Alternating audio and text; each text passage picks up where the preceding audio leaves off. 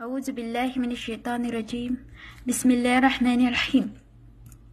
الحمد لله الذي حمدا كثيرا طيبا وباركا فيه، والصلاة والسلام على نبينا محمد وعلى آله وصحبه ومن تمسك سنته إلى يوم الدين.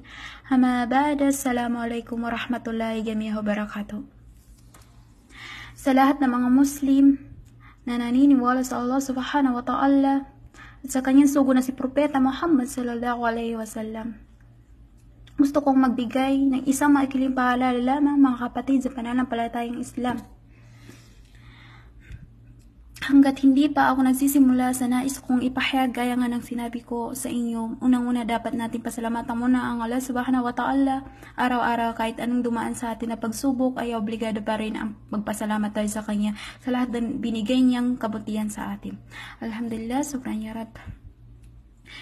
Isang paalala lamang, mga kapatid, sa pananampalatayang Islam. Ang paraiso ay tahanan na ang magpapatayo ay kabutihang mga gawa dito sa mundo. Ang impyerno naman ay ang magpapatayo nito ay ang mga masamang gawa dito sa mundo. Kullu nafsin dha'iqatul maut. Every soul shall taste it. Yan ang pinakamatotohanan na mangyayari sa lahat ng may buhay. Kaya ang bawat isa sa atin kailangan paghahanda ng kamatayan, dahil ito'y hindi natin maiiwasan, hindi matatakasan, hindi matatakbuhan, hindi pwedeng time out o kaya ay hihingi ng extension. Kapag dumating na ito, dito na ang katapusan ng ating mga amal. Walang uuwian ang isang tao kapag dumating na ang kamatayan sa kanyang, kung di ay ang kanyang mabubuting gawa. Kung ang gawain mo ay mabubuti, ay mabuti rin ang magiging tahan mo. Kapag naman masasama ang mga gawain mo, ay masama rin ang magiging tahanan mo. Kapag namatay na ang isang tao at ilalagay na siya sa kailaliman ng lupa, sa kanyang libingan, kapag ang kanyang mga gawain ay mabuti, ay maganda rin ang mararamdaman niya sa kanyang libingan. Dahil palalawangin ng Allah subhanahu wa ta'ala ang kanyang libingan, hanggang saan kayang matanaw ng kanyang mata dahil sa lawak ng kanyang libingan, hanggang sa padadalhan ng Allah subhanahu wa ta'ala ng hangin. Ang kanyang libingan, hangin ng galing sa Pariso. Mashallah. Ang isa namang namatay na makasalanan, ang kanyang gawain ay makasama din ang uwian niya. Sa sobrang sikip, iipitin siya ng kanyang libingan at padadalhan ng Allah subhanahu wa ta'ala siya ng hangin na galing sa impyerno. Astaghfirullahaladzim. O mga kapatid ko sa pananampalatayang Islam, o mga umma na Nabi Muhammad sallallahu alaihi wasallam, katakutan natin ang Allah subhanahu wa ta'ala at ang kanyang impyerno na naglalagabgab sa init, na naghihintay sa makasalan ng mga tao. Allahumma jini minan nar. Ipagpalagay mo kung ikaw at natulog na hindi ka man lang nakapagsala o nakapagbalik-loob kay Allah at bigla kang nagising na ikaw ay nasa iyong libing. Huwag nating hayaan na matulad sa sinabi ni Allah sa Quran, hada izaza ahadahumul mautu qala rabbi ji la ali amulu salihan fima taraktu qala.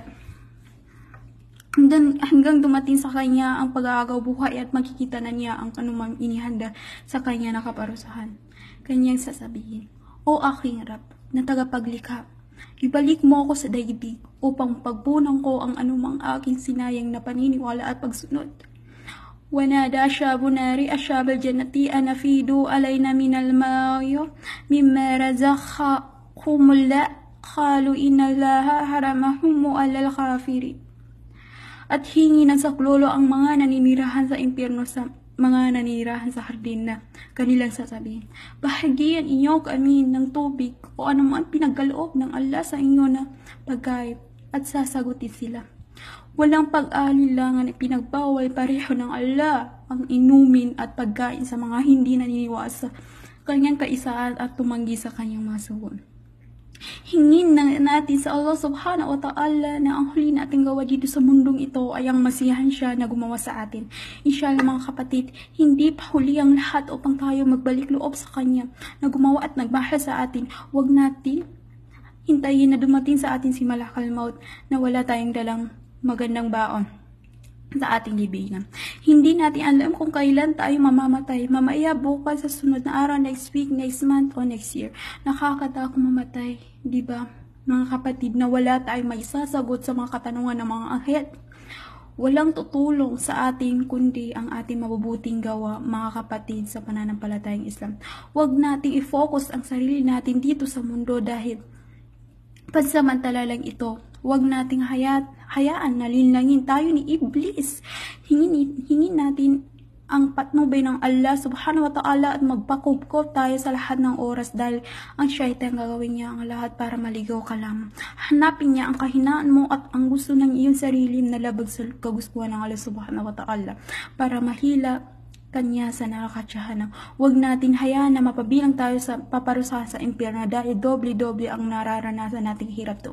Kaya tayong lahat na natitira dito sa mundo niya, nabuhay pa, huwag natin sayangin oras natin na makapagtauba sa kanya. Maraming namatay na makasalanan na kinaiingitan nila tayo ng sobrang nabubuhay dito sa mundo. Dahil may oras pa tayo na gumawa ng mabubuting gawa insyaallah. Allahumma inni as'aluka jannata wa a'udhu bika minan nar. Amin ya Rab. Allahumma amin ya Rab.